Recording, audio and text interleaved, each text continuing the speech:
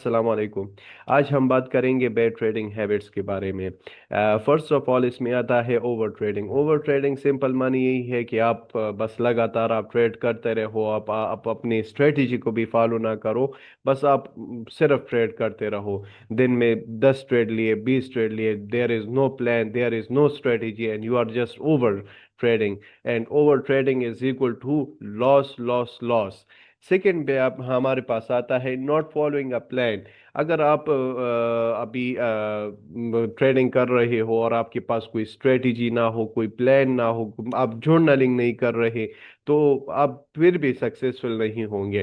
क्यों सक्सेसफुल नहीं होंगे? अगर आपके पास एक स्ट्रेटजी है, आप फिबोनाची पर ट्रेड कर रहे हो, और या अगर आप सपोर्ट रेजिस्टेंस पे ट्रेड कर रहे हो, अगर आप मूविंग एवरेजेस पे ट्रेड कर रहे हो, और आप लगातार इस पे 6 महीने तक आप ट्रेड कर रहे हो, और सडनली आप देखते हो यार ये स्ट्रेटेजी तो अभी काम नहीं कर रही, तो आप बस उसको आप एग्जिट कर देते हो। बस आप वो प्लान जो है आप अपना बस वो सारा खराब कर देते हो। और कोई और चीज आप मार्केट में कोई नया बंदा आ जाए कि यार एसएमसी कर लो या आईसीटी कर लो, जो भी नया स्ट्रेटेजी है, बस मैं आपको वॉल्यूम सिखाऊंगा, मैं आपको ये सिखाऊंगा।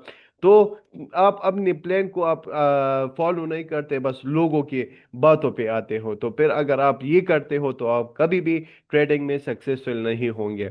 नंबर 3 पे आता है entering too early in the market. इसमें जो है ना, मैं आपके पास अपने चार्ट शेयर कर लेता हूँ। ये मेरा चार्ट है। यहाँ पर हमारे पास यहाँ पर रेजिस्टेंस है। यहाँ पर आज जो है ना, यहाँ पर 30 दिसंबर है 2025। कल हमारे पास 31 है, फिर हैप्पी न्यू ईयर है। और आपको पता है कि अभी मार्केट में like investors are all of, and there is no volatility in the market, liquidity is thin, so that's why we are going to avoid market for now.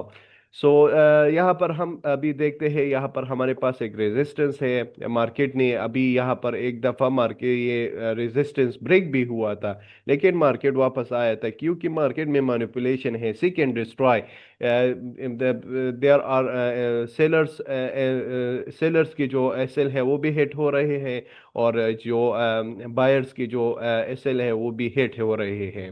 तो अब यहाँ पर अगर आप देख लेना, तो यहाँ पर अभी प्रॉपर हमारे पास एक ब्रेकआउट हुआ है। अगर हम इसको कंसिडर करें ना, यहाँ पर एक प्रॉपर ब्रेकआउट हुआ है। लेकिन अगर आपको पता चले यहाँ पर कि आप यार मार्केट यहाँ से ऊपर जाएगी ना, और आप इस ब्रेकआउट के वेट नहीं करते ना, तो फिर अगर आप यहाँ पर इंटर हो जाओ, तो फिर यहाँ पर सॉरी, यहाँ पर एंटर हो जाओ कि यार मैं कुछ पिप्स और भी गेन कर लूंगा, मेरा रिस्क रिवॉर्ड भी अच्छा हो जाएगा। Just to gain more pips आप थोड़ा जल्दी एंटर हो जाओ, तो शायद मार्केट यहाँ पर क्या हो जाए, कंसोलिडेशन करे करे करे करे। अगर आपके पास कोई फ्री अकाउंट ना हो ना, तो फिर वो भी मसला है। तो आप शायद ज़्यादा इंतज़ार करना पड़े। और दूसरी बात ये, आपका वो जो अगर आप जब ट्रेड में होते हो, तो आपका वो साइकोलॉजी जो है ना वो भी डिस्टर्ब होती है। तो it is better to wait for a breakout before entering too early. तो ये बहुत अच्छी चीज़ है। अगर आप यहाँ पर रेजिस्टेंस है, ब्रेकआउट हुआ है, उसके बाद अगर आप एंटर हो जाओ, तो बहुत फायदा आपको मिलेगा। इसके बाद हमारे पास आता है revenge trading sorry. Revenge trading simply यही है कि आप अगर आपको लॉस हो जाए एक ट्रेड में, और उस लॉस को रिकवर करने के लिए आप दूसरे ट्रेड्स लेते हो, आप अपने लॉट साइज को, अपने रिस्क को आप बढ़ाते हो, और just to recover that losses. तो रिवेंज ट्रेडिंग भी हमने नहीं करना। पांचवी पे हमारे पास आता है exiting before A cell heads. यहाँ पर मैं दोबारा चार्ट को ले आता हूँ। इसकी मानी यही है, अगर आप यहाँ पर एक ट्रेड लेते हो ब्रेकआउट पे, सॉरी, यहाँ पर आप एक ट्रेड लेते हो, यहाँ पर ब्रेकआउट हुआ है, और आप सेकेंड कैंडल पे एंटर होते हो, तो मेरे तो यही है कि आप अगर आप ब्रेकआउट पे ट्रेड लेते हो, तो you have to wait for retest. So अगर आप यहाँ पर ट्रेड लेते हो, और आप ये लिक्विडिटी, सेल साइड लिक्विडिटी के नीचे आप अपना एसएल लगा देते हो, और यहाँ पर बाय साइड लिक्विडिटी आप टारगेट करते हो, तो यही आपको, और आप ये ट्रेड आपने अभी लिया है ना, तो अगर आप यहाँ पर आपने ट्रेड लिया हुआ है, और मार्केट अभी यहाँ से आ जाए और यहाँ तक वो वापस इसी जो आपने रेजिस्टेंस है, अभी ये तो सपोर्ट बन जाएगा, ये सपोर्ट वापस से ब्रेक हो जाए और मार्केट यहाँ पर आ जाए, आप कहोगे कि यार ये क्या हुआ, मार्केट ने तो वापस ये अभी ये तो सपोर्ट इसने ब्रेक किया है, ये मेरा एसएल हिट करेगा। तो आप यहाँ पर एग्जिट हो जाते हो और यहाँ पर आप देखते हो कि मार्केट वापस ऊपर भी जा सकता है।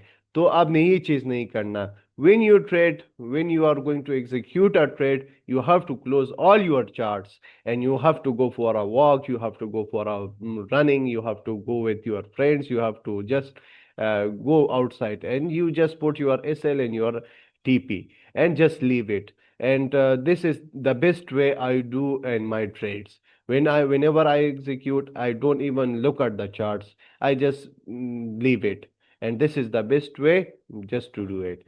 6 नंबर पे आते हैं entering too late. Entering too late इसी तरह है जैसे एंटरिंग टू अर्ली। अभी हमारे पास यहाँ पर ब्रेकआउट हो गया और हम सो रहे हुए, और या कोई और चीज़ है यहाँ पर, या हम किसी चीज़ में हम बिजी हो गए और हम आ जाए यहाँ पर मार्केट पे। ये मैं अगर इस तरह करता हूँ 1:1 पे, मैं एक मार्केट से एक पोजीशन एग्जीक्यूट करता हूँ और फिर वो अपना ये जो अब मैंने रिस्क लिया हुआ है ना, उसको मैं ब्रेक इवन करता हूँ। तो अगर यहाँ पर आप आ जाओ यार, ये तो मार्केट ऊपर जा रहा है और आप यहाँ पर एंटर करते हो, यहाँ पर आप एंटर करते हो, वही आपका टारगेट होता है और आपका स्टॉप लॉस भी फिर कितना बनेगा, आपका रिस्क रिवॉर्ड फिर 1:1 होगा। तो आपका यहाँ पर जो है ना रिस्क रिवॉर्ड भी अच्छा नहीं बनेगा। यहाँ पर अब शायद मैंने एक पोजीशन क्लोज भी किया होगा, मेरा ट्रेड ब्रेक इवन भी हुआ होगा। तो अगर आप इस तरह करते हो, यानी एक एक अगर आपका एक प्लान है कि यार मैं ब्रेकआउट पे ट्रेड करूंगा और बस वो आपसे निकल जाए, बस just don't trade, just wait for another opportunity, just leave it, wait for another day. और ये मार्केट हर दिन आपको एक अपॉर्चुनिटी देती है। इस तरह मार्केट नहीं है कि यार ये तो ब्रेकआउट हो गया, बस ये मुझसे मिस हो गया यार, मार्केट या शायद यहाँ पर आ जाए, और मार्केट शायद यहाँ पर आपको कंफर्मेशन दे दे कि यार मैं वापस सेल की तरफ जा रहा हूँ, तो आप यहाँ से सेल वापस कर लो। मार्केट को हर दिन आपको अपॉर्चुनिटी देती है, तो wait for another opportunity, it is the best way to do. Number 7 पे है skipping demo trading. Skipping demo trading मैंने अक्सर लोग देखे हैं कि यार डेमो ट्रेडिंग को बहुत सीरियसली ना लेते हैं। मैंने खुद अपनी, मैं जब ट्रेडिंग जर्नी स्टार्ट कर रहा था ना, कि मैं बस डेमो पे यार बस सिर्फ आपने मीम्स भी देखे होंगे कि यार लोग डेमो ट्रेडिंग में बस सिर्फ प्रॉफिट ही प्रॉफिट है, और बस रियल ट्रेडिंग के लिए आते हैं तो फिर नुकसान ही नुकसान है। ये उसकी यही वजह है कि डेमो ट्रेडिंग के साथ हमारा इमोशंस कनेक्ट नहीं हुआ होता है, और रियल ट्रेडिंग के साथ हमारा वो इमोशंस कनेक्ट हो जाता है। पर फिर अगर हम $100 लॉस करते हैं, फिर तो हम एशिया कंट्रीज में, we are living in Asia, so हम फिर डायरेक्ट मल्टीप्लाई भी कर लेते हैं कि यार मेरे तो इतने पैसे खराब हो गए, मेरे तो, मैं खुद अफगानी हूँ, मेरे तो इतने अफगानी खराब हो गए, यार ये क्या हो गई, ये तो बहुत बुरा हुआ। फिर वो इमोशंस कनेक्ट हो जाता है। तो डेमो ट्रेडिंग को अगर आप सीरियस ले लेते हो और आप अपने इमोशंस कनेक्ट कर लेते हो कि यार यही मेरा वे टू सक्सेस है, इसको मैं सही तरीके से करूं, मैं इसे अपना, अगर मेरे पास एक स्ट्रेटेजी है, मैं इसको इसी डेमो के साथ मास्टर करूं, तो मैं आइंदा भी प्रॉफिट कर सकता हूं। अगर मैं डेमो ट्रेडिंग से मैं प्रॉफिट करता हूं, तो मैं इंशाल्लाह रियल ट्रेडिंग से भी प्रॉफिट करूंगा। आप अपने इमोशंस को भी कनेक्ट कर ले। आप इस तरह ना करें कि यार ये तो डेमो है, बस पैसे है, हवाई के पैसे है, बस उड़ाओ, बस फैमिली को दिखाओ कि यार ये देखो मैंने तो प्रॉफिट कर लिया है, मुझे बस दे दो, पैसे दे दो, बस मुझे इन्वेस्टमेंट चाहिए, मुझे ये चाहिए, मुझे ये चाहिए। घर में आप कहते हो कि यार मुझे कोई इन्वेस्टमेंट नहीं देता, इसीलिए मैं, मुझ पे कोई भरोसा नहीं करता, फिर आप आते हो यार बस से। इस तरह नहीं करना। डेमो ट्रेडिंग को आप सीरियसली लेना है। फिर उसके बाद फंडेड अकाउंट के पास जाना है, फंडेड अकाउंट अपने अपने लिए अपने खोलना है, उसको पास करना है उसको। अगर आप पास करोगे आपके पास यानी अच्छे फंड्स आएंगे, उससे आप अच्छा प्रॉफिट जनरेट कर सकते हैं। तो डोंट स्किप डेमो ट्रेडिंग, उसको जर्नल करे। Journaling is the key to success bro. And last में आप मैं आपको कहना चाहता हूँ, ये तो बैड ट्रेडिंग हैबिट्स है।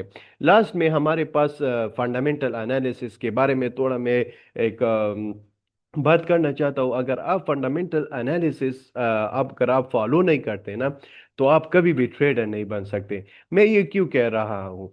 मैं इसलिए कह रहा, मैं खुद अपने आप के लिए कह रहा हूँ, क्योंकि मैं खुद G10 करेंसीज, ये जो मशहूर करेंसीज है ना, ये मैं ट्रेड करता हूँ। और उन करेंसीज के बारे में अगर मुझे यानी उसके बारे में मुझे मालूमात ना हो, मैंने बुनियादी तज्जिया ना किया हो, मुझे उनके शरह सूद के बारे में पता ना हो, मुझे उनके मईशत के बारे में पता ना हो, तो मैं कैसे उस करेंसी को मैं ट्रेड करूंगा? मैं कैसे सपोर्ट रेजिस्टेंस पे या फिबोनाची पे मैं या आईसीटी पे या एसएमसी पे मैं ट्रेड करूंगा? ये नहीं हो सकता। अगर आपको ट्रेडर बनना है, अगर आपको सक्सेसफुल बनना है, अगर आपको ट्रेडर बनना यानी आपको यानी प्रॉफिटेबल बनना है, you have to follow fundamental analysis. Fundamental analysis के अलावा आप ट्रेडर नहीं बन सकते। तो इन बैड ट्रेडिंग हैबिट्स के से पहले पहले आपने ऐड करना है 2026 अपनी जोड़ने में कि यार अपने प्लान्स में कि यार मैं बस फंडामेंटल एनालिसिस के बारे में इसमें इसके बारे में मैं मालूमात करूंगा। और ये बहुत आसान है, इस तरह नहीं है कि आप किसी की पेचे जाओ कि यार मुझे कोर्स कराओ। कोर्स क्या है यार? आजकल तो सब इंटरनेट में है, ट्विटर में है, आप यूट्यूब से भी सीख सकते हो। और you have to learn fundamental analysis to be successful. ये गलत वजह है कि यार फंडामेंटल एनालिसिस काम नहीं करते हो, ये नहीं करते। फंडामेंटल एनालिसिस के बारे में लोगों को पता नहीं है कि ये बुनियादी तजिया है। किस चीज़ के बारे में? शरह सूद के बारे में, किसी कंट्री की शरह सूद के बारे में, किसी कंट्री की मईशत के बारे में। तो बस मेरे वीडियो में और लंबा नहीं करना चाहता। Thank you for watching. Have a good day.